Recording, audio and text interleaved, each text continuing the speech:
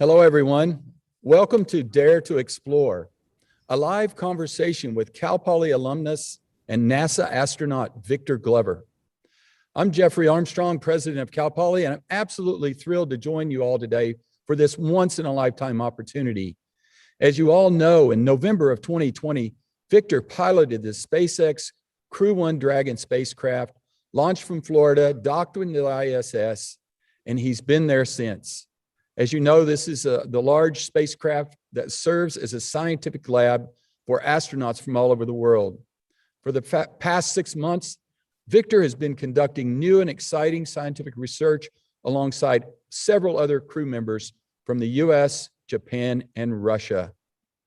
He has also made history as the first Black astronaut to serve as part of the extended crew on the International Space Station. He and his crew members will be returning to Earth in just a few short weeks. At this time, I'm delighted to welcome CSU Chancellor Joseph Castro, who is joining us today. Chancellor Castro, it's great to have you with us. Would you please say a few words? Thank you, President Armstrong. Good afternoon to you and Lacey and all of the Mustang family. I'm very happy to join you today, and the CSU is so proud of all the incredible accomplishments of Cal Poly and its students, faculty, staff, and alumni. I'm excited to hear what Lacey and Victor talk about, and I'm particularly happy to see that Victor went through the MESA program as a student, and that program has produced a lot of leaders, and he certainly exemplifies leadership for MESA, for Cal Poly, and for the CSU. And I just want to say, President Armstrong, it's an honor to be with you today, and I'm looking forward to all the great things that are going to happen with Cal Poly in the years ahead with your great leadership. Thank you. Well, thank you, Chancellor Castro, for being with us today. We also have several of the California State University trustees joining us. I'd like to welcome Jean Furstenberg, our alumni trustee, Larry Adamson, Jack Clark, and our faculty trustee, Rami Zabelius. Thank you all for being part of this event today, whether you're Cal Poly, CSU, or just excited about space. We're going to be connecting with the ISS in just a few moments, but I first want to take some time to introduce you to our moderator. Lacey Davis is a recent 2020 graduate with a degree in aerospace engineering and a concentration in astronautical engineering and a minor in dance. I think that will help her spacewalk in the future. She's now joining us from Purdue University in Indiana, where she's pursuing her master's degree in aeronautical and astronautical engineering. Welcome, Lacey. Hello, President Armstrong. Thank you so much for having me here. It's really quite an honor. Well, it's great to see you there. I know Purdue from my past days, really a hot spot for astronauts themselves. We're excited to see you here, Lacey. 2 years ago, you shared the stage with Victor at a Cal Poly event. That was pretty exciting for you. Can you talk a little bit about that? Of course, I think about that moment often, especially when I'm looking for the encouragement that I'm in the right place, doing the right thing. You know, studying in STEM can be really hard sometimes. I never thought that I could be speaking on the same stage as a NASA astronaut, let alone one currently in orbit above the Earth. So I'm extremely gracious for that experience and the doors that it opened. Well, thank you so much, Lacey. This event is hosted by our Cal Poly alumni. So I was very excited. We're all very excited to hear that you would be able to participate as a recent alumna. Can you tell us how your experience at Cal Poly influenced your decision to pursue your master's degree and hopefully beyond that at Purdue? And what are your future career goals, Lacey? It was certainly the hands-on experience during my undergrad with Cal Poly. It has given me that opportunity to bridge research-based learning at Purdue with learn by doing at Cal Poly. I consider myself a lifelong learner. I want to gain different perspectives and create a strong foundation to possibly become an astronaut or work on other cutting edge projects one day.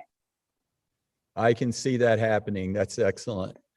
We're always happy to see how our alumni are continuing to push themselves and make us Cal Poly proud, from business to communities and industries to education. And you, along with other Cal Poly grads and those across the CSU, are really pushing the edge for California and beyond. We wish you the best as you move forward.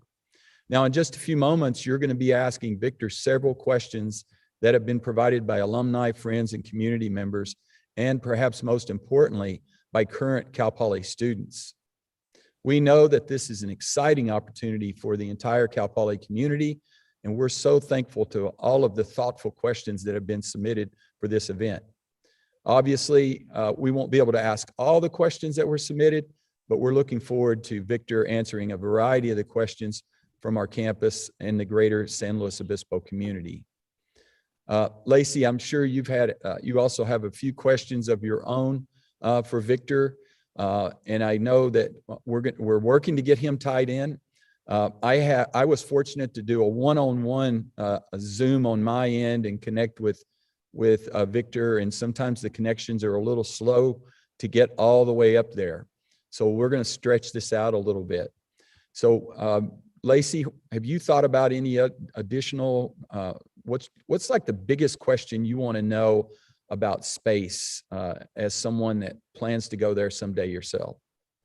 Yeah, so I'd say one of the big ones is the human factors that are involved with missions like this. So you can have all of the scientific discovery, but how are your human crew or even society back here on Earth going to be affected by that mission? And how can we strive to make those missions safe and effective and really just optimize whatever they bring back? Well, I know that the human factor is so important, and as we're waiting for Victor to come on, I have to tell you a story that he shared with me, and maybe we can bring it up again. But he's taken many spacewalks, and when I talked with him one-on-one, I said, Victor, how was walking in space? And there he comes. There's Victor right now. Victor, I was just telling the walking in space story. So Victor, can you hear me? I can hear you loud and clear. How do you hear me? Oh, it's great to see you, Victor. Oh, fantastic. It's great to see you all too. Fantastic. And please keep telling that story. Well, I will. I'll finish telling that story because I had this very just unbelievable moment to talk with Victor. And I said, what was the most, what was it? How was it spacewalking? And you said, why don't you go ahead and answer the question, the first and second hardest things you've ever done, Victor? Well, it definitely, the last one, so we did 4 in a span of 45 days. We actually completed 5 spacewalks, and I went outside on 4 of them. And the 4th one is one of the hardest things I've ever done. But it's an interesting progression. The first 2, I was so busy and so focused that I didn't spend a lot of time sightseeing and doing other things. And on the second 2, I had a lot more awareness about what was going on, and I had time to look at the moon and the planet and the beauty of it all. But that 4th one was extremely challenging. It was, again, one of the hardest things that I've ever done. But I kind of went back to something somebody told me before my first EVA, and that was to just keep your world small, meaning focus on the tasks at hand, one thing at a time. And that's how we got through that, almost 7-hour adventure, is by doing one thing at a time. I know as a former student athlete, you reflected to me that the second hardest thing you'd ever chosen to do was wrestling practice with Coach Cal.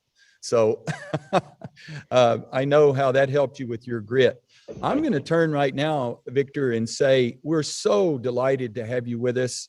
On behalf of Cal Poly, Chancellor Joe Castro is here today. We have CSU chancellors, presidents, trustees, and of course our Cal Poly community, students, faculty, and staff. But I want to reintroduce you to Lacey Davis. Don't you remember she tried to take off with your jacket at that event? And Lacey's going to ask you a few questions, and I'm going to get out of the way. Lacey, Victor, I'll turn it over to you.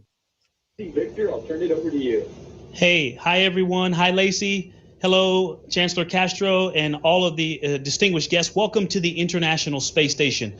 This is an amazing opportunity. I'm glad we get the chance to do this. And Lacey, I've been seeing that picture of us on stage with you wearing my jacket, and I still think it fits you. So I hope you choose to earn one of those on your own one day. Thank you for the warm welcome to the ISS. And that is definitely a goal, to get my own flight jacket.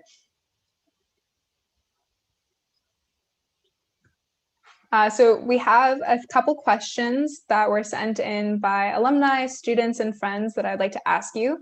This first one is going to be my own question, but coincidentally, a few others were curious about this as well. What has been your favorite food or meal that you've had while in space? Well, I have to answer that a couple of different ways, I guess. By frequency, the thing I eat the most, I think I have snacks the most, and so I love dried apricots. The dried apricot is the thing I eat the most frequently, and so it's definitely one of my top food choices. However, we have something very special.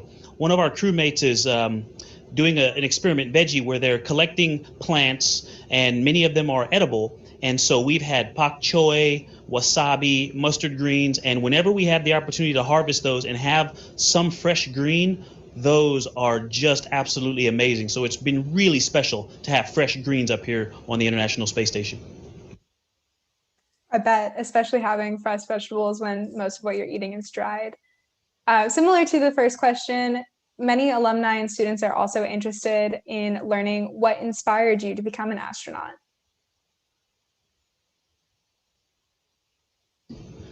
That's a great question, and it's the short version is it was a developmental thing. It was a childhood desire and then an adult desire. So I saw a shuttle launch on TV when I was a kid, and I thought to myself, I want to drive that thing. I wanted to be a race car driver, a fireman, a stuntman, a policeman like my father. And so it was one of the things that was in that bag of, I want to drive a space shuttle. I didn't even know to say fly it because I didn't know any pilots. But after graduating from Cal Poly, joining the Navy, becoming an aviator and a test pilot, I was at a conference and I had the privilege of listening to Colonel Pam Melroy talk about her mission. She's one of the few female shuttle commanders that we've had at NASA. And listening to her talk, it wasn't just the amazing mission accomplishment, which they did some amazing things, repair to one of our solar arrays that's here still up on the station functioning to this day. A great story that you should look up, but it was the way she spoke about her teammates and the immense respect that she had for them. And that just hooked me. I was smitten at that point, and I decided I'm going to apply, and the worst they can do is tell me no. Absolutely. Teamwork is so important. Our next question is coming from Oscar Damian Gonzalez. He's an electrical engineering major, and he asks, it is commonly said that the sky is the limit. You've reached a new limit, literally out of this world. What is the next limit for you?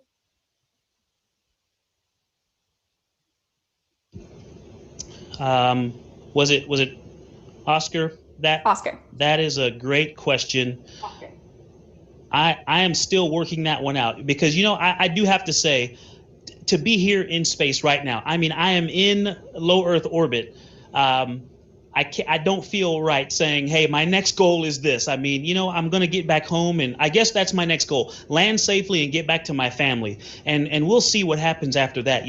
My daughter's going away to college, and she's going to Cal Poly. And so there's, this is a new phase of life for us. And so we're going to take it one day at a time. Getting back to my family is number one right now.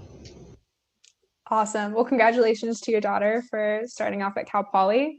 I'm sure both of us can say it's a fantastic school. Alumna Rebecca Miller asks, what advice would you give to young kids who want to be an astronaut? I have three things that I've modified a little bit, but over several years I've said these same things. To be resilient, to be gritty, to not stop in the face of challenges, to overcome whatever those obstacles are. Just keep your feet moving, keep your head down, and progress toward those one step at a time. So that's number one, be resilient. Number two is to be a lifelong learner, and that is both inside the classroom and outside the classroom. You can learn in church, in your civic organizations, in your informal mentoring, in your activities. All of those things contribute to your learning. and it is vital that you learn at every opportunity, because this job is very much one of continued learning.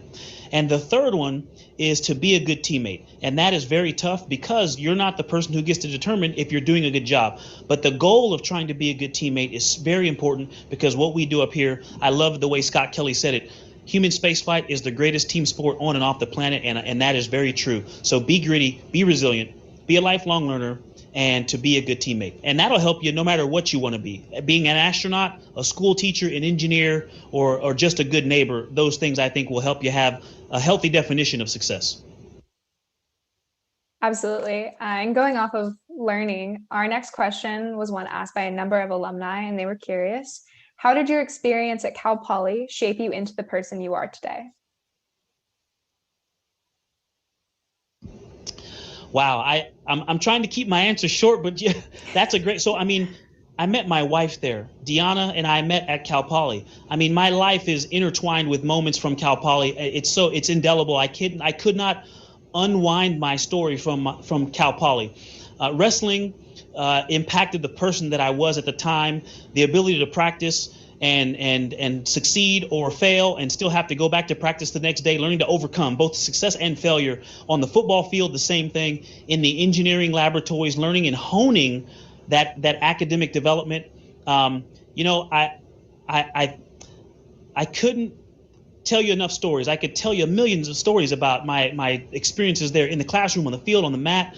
But, you know, I think my relationship with Cal Poly today, and how many people that I keep in touch with, my wife, friends, fraternity brothers, faculty, staff, and the different advisory committees that I get to be a part of and I'm honored to serve on, should evince the importance of Cal Poly in my life. Learn by doing, and my time there at Cal Poly are definitely responsible for me being here and for so many other wonderful things in my life. Awesome. Our next question comes from Jacqueline Silverbush, a mathematics major. What advice would you give to a future educator on how to encourage diversity and promote participation in STEM majors or fields? Okay, so first of all, keep that question with you. That is a great question. And just like your approach to teaching is going to grow and develop over time, that question and your approach to answering or solving that question, it is also going to grow and develop with you. So keep that question with you as you grow as an educator. Thank you for your service. I think inspiring the future is one of the most noble things any of us can do. So thank you for choosing that profession. Look for the students that don't seem to connect easily. You know, I was a student that was labeled as a troublemaker at one point in my life, and so I understand the importance of a teacher reaching out and going above and beyond and looking at those students that just seem to be isolated or distant, and taking the time to see who they are and to treat them as a person and engage them in the learning. I also think one of the issues with encouraging young people, adults and children, to study STEM is our ability to communicate it in a way that that is compelling. We need engineers or science and math educators and engineers and practitioners that can tell stories, that can communicate the importance of the academic rigor, but also of the benefit, not just the challenge, but also of the benefit. And so also communicating that to students in a way that relates to them, that they can see and connect to, is very important. And then last, I will say this: all of the greatest memories I have of my favorite teachers, they all had very high standards. Sometimes they believed in me when I didn't believe in myself. So keep your standards high, because sometimes you're the one who knows that those students can change the world, and you keeping those standards high is going to help lift their standards. I couldn't agree more. Our next question was submitted by Christopher Pablo Casillas, a mechanical engineering major. He asks, as an Artemis astronaut, what will your role be from launch to descending and landing on the moon? You know, that is a great question, and I don't think that has been determined yet. At this point, I get to be a part of the group that's moving the ball forward and making sure that we are ready when the time comes. And so at this point, there's lots of planning going on. But right now, my focus is this mission on the International Space Station. And when I get home, I will get to learn more about what we can do as a part of the Team Artemis. But those assignments have not been made. And so when that comes, whether I'm assigned to the mission to fly to the moon or to just be a part of the ground team supporting that crew, I'm looking forward to doing whatever my part is to serve the Team Artemis. That makes sense.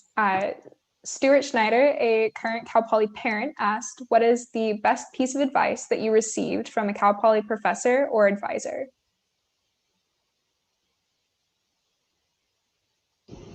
Oh, wow. That's another one that I could go on and on about. So I would have to say the first thing that pops into my mind is Dr. Jim Lacasio, who essentially told me that I wasn't at Cal Poly to get a job. I was not there to get a degree so I could go get a job. I was at Cal Poly to develop and become the best thinker that I could. And that affected me. I think about that all the time, and I believe what he said, and it changed the way I approached my education there at Cal Poly. But I'm going to stop at that one. Okay, I think that one is fantastic anyways, especially if you're just going to get a job and not reach beyond those expectations. How are you going to grow? Next, Burke Smith, a mechanical engineering major, asked, what methods do you have to stay motivated, especially when you're facing setbacks in your career, such as applying for jobs, seeking promotions, or struggling in engineering classes? You know, I think there's multiple facets to being able to deal with that. And so there are lots of different things. Having whatever things help build you up, whatever things motivate you and keep you sustained, paying attention to those and making sure you can surround yourself with those things, those people, those activities. Being healthy helps. Getting a good night's sleep helps. So taking care of yourself and taking care of those around you. When you can't do something, one of the great things that you can do is to serve others. When you can't do something for yourself, do something for someone else. Now, there is also a part of struggling that is natural. And this idea that we can avoid struggle is one of the reasons that sometimes struggling can be so hard. So when you're in it, I was running on the treadmill the other day and my heart was racing and I was out of breath. And I just kept telling myself, be in the moment. This is because I'm getting better. I'm supposed to feel this way right now. So sometimes while we're in those struggles, don't miss that learning opportunity. Even our struggles teach us something. So learn from your struggle. And when you do overcome it, because you will, it'll be even sweeter. Our next question comes from Amanda Spa, an electrical engineering graduate student. And he asks, here on Earth, we emphasize programming in STEM education. So I'm curious, as an astronaut in space, do you code for some of your NASA projects? Hey, great question. And I wish we did. Here we are more about the research and operational aspect of things and not so much development. There are developmental activities here, but it's usually hardware based. Now, I will say that most of us are familiar with coding. We use so many things that have computers and software involved with them that it definitely helps to be comfortable. And I think for the future, if this is a job that you're interested in, understanding coding and how so many of these devices that we use work, how they work, is only going to make things better for you. And I said earlier, to be a lifelong learner, and one important aspect of that to me is learning a foreign language. And I consider mathematics and computer science to be foreign languages in a sense. And in fact, all of these machines around us, they communicate in the language of math. So I definitely think it's an important skill to have, even though we don't use it specifically up here on the International Space Station. I also include MATLAB as one of my languages that I know. Alumnus Christopher Barta asked, what has been your favorite science experiment that you have done on the International Space Station? I love answering this question because I come back to food. There are hundreds of experiments going on at any one time, but I've been fortunate to participate in one that's called Food Physiology, and it's looking at how we can increase our intake of nuts, fish, seeds, fruits, and vegetables to increase our gut health, to increase the macronutrients that we get into our bodies, but also our well-being, and to see how we enjoy the diet. And so those are things that I try to eat a lot on Earth. And so having those available to me here on the space station, it just seemed like a natural fit. And I've got plenty of them, and I've been doing it for 5 months, and it's great. I look forward to meal time. And so that's my favorite research experiment. That's great. Alan Faz, an aerospace engineering graduate student, asked, in the pursuit of reaching other planets to inhabit, such as Mars, What do you believe are the biggest societal mysteries we need to solve in order to create an even better home for humans? Oh, wow. That is a great question. There's so many things in that. Every word you said in that question makes that question so much more powerful. An even better home for humans. So I've got to address that first. One of the things I've learned being here in space, looking at that beautiful planet, we have looked all across the cosmos and found places that are habitable. We call them habitable zone planets. There isn't a better home for humanity than the one we have now. So that's first and foremost. We need to understand it so that we can treat it with the respect it deserves. Our home planet is precious, but societal hurdles that we have to overcome for exploring deeper exploration into the cosmos and going to our next door neighbor, Mars, I think the technical challenges are one major hurdle, but we understand those. I think the things that we need to really get our mind around are the cultural and societal and ethical issues. Going to another planet, who does it belong to? What rules do we take with us? When we go there, we're going to bring the microorganisms, the flora and fauna, all of the things that we have with us already that just live on us and in us. And also, what does it mean when you leave Earth for a year or 2 years or 5 years? Those are the things that we have to really prepare ourselves to deal with. And I think we're starting to really consider them as we get closer to going to the moon in preparation to getting on to further to Mars. But those are very complex and nuanced issues. I couldn't agree more. Our next question comes from alumnus Matt Cohen. He wants to know, what is your top recommendation for students or alumni earlier in their careers?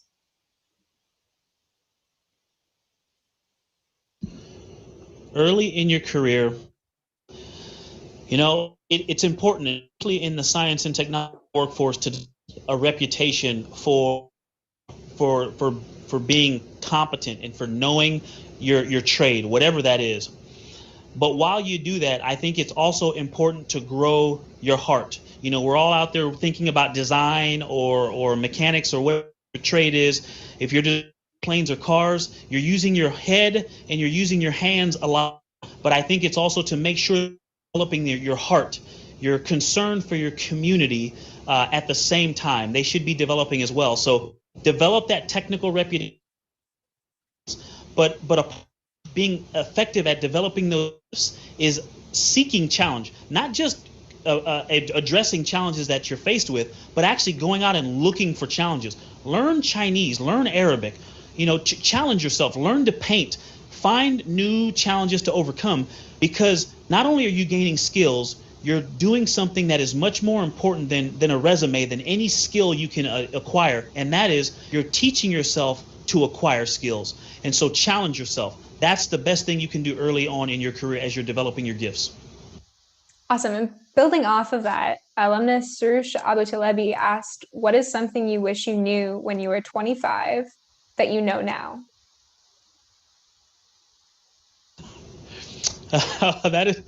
It's a great question, because, and I think it's challenging, because I wish I knew that things were going to work out okay. And I don't mean that I'm an astronaut. I just mean that I've had a life where I've had a little bit of say in what I do. I could move to one place or another, or take this job or that job. I've had a little bit of influence in my own life. That's, I think, a goal that a lot of people want to have. And so to have that freedom and that flexibility is not a guarantee. So knowing that would have been nice. However, it might have affected how hard I worked. So I think that uncertainty is necessary. Like I said earlier, when you're experiencing those challenges, it's important to learn the lesson that struggle is trying to teach you. And so I think when I was 25, not knowing that things would be like this when I was 45 is a part of why I worked so hard, and why I tried to, keep my head down and keep my feet moving, like I like to say. And so I think it's an interesting question that's a little circular, that had I known those things, I'm not sure how it would have affected my work ethic and my desire. And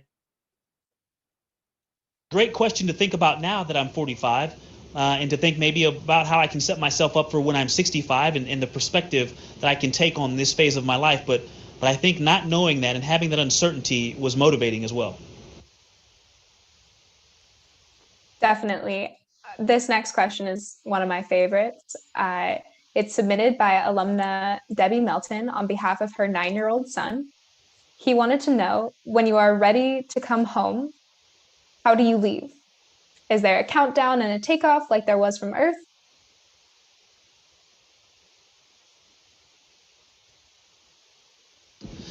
Very good question. So we definitely synchronize that activity. And there's not quite a countdown like there is for launch. However, we will start the undock sequence at a specific time. And so, those things will be on the internet and on NASA TV, streaming online. But it's separating from the space station safely, getting far enough away, and then completing a deorbit burn and getting ourselves down below the space station, and then eventually back into the atmosphere. And the atmosphere does a lot of the work, dissipating our speed, slowing us down. And then we come down and the parachutes come out, and we float down to the water and land in the water, and then they pick us up on a boat. And so we will deorbit in our capsule. And yeah, you can watch all of that on NASA TV. All right, and our last question here was asked by multiple alumni, faculty, and staff. Cal Poly emphasizes the importance of learn by doing, applying lessons and practices with real-world experience. What has been the best learn by doing moment aboard the International Space Station for you?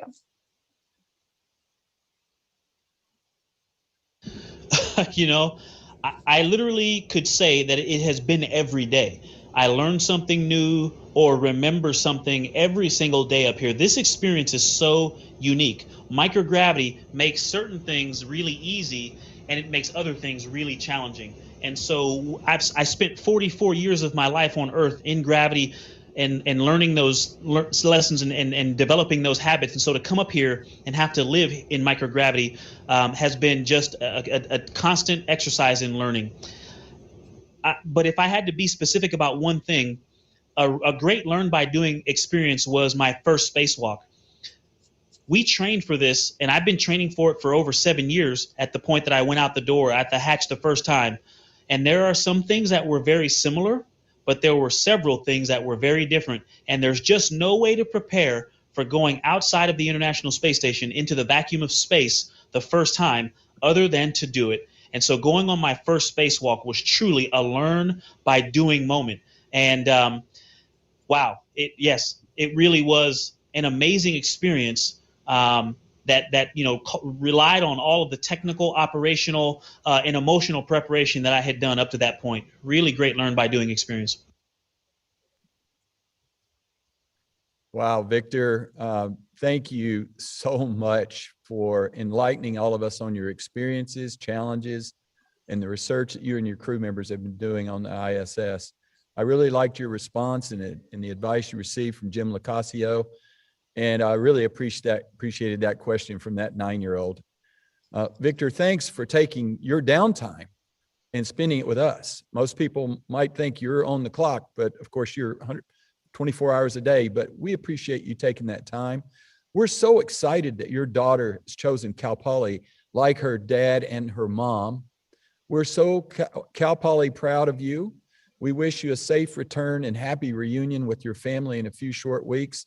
Victor, any closing comments? President Armstrong, and again, all of the guests, everyone out there online, our Cal Poly family, and all of the folks from the CSU that are participating and watching, thank you for this opportunity. I wouldn't rather be anywhere else than talking to you and sharing this time. This has been great. I know that I'm only here for a short time, and so the opportunity to share this has been one of the single most important aspects of this mission for me. And so to share it with the people who are close to me and with my Cal Poly family and community means a ton. So thank you for this opportunity. I hope you enjoyed your time here sharing it with me aboard the International Space Station. I look forward to seeing you all in person on the ground when we get back safely. Thank you. Thank you, Victor. And I also want to say thank you, Lacey, for participating today.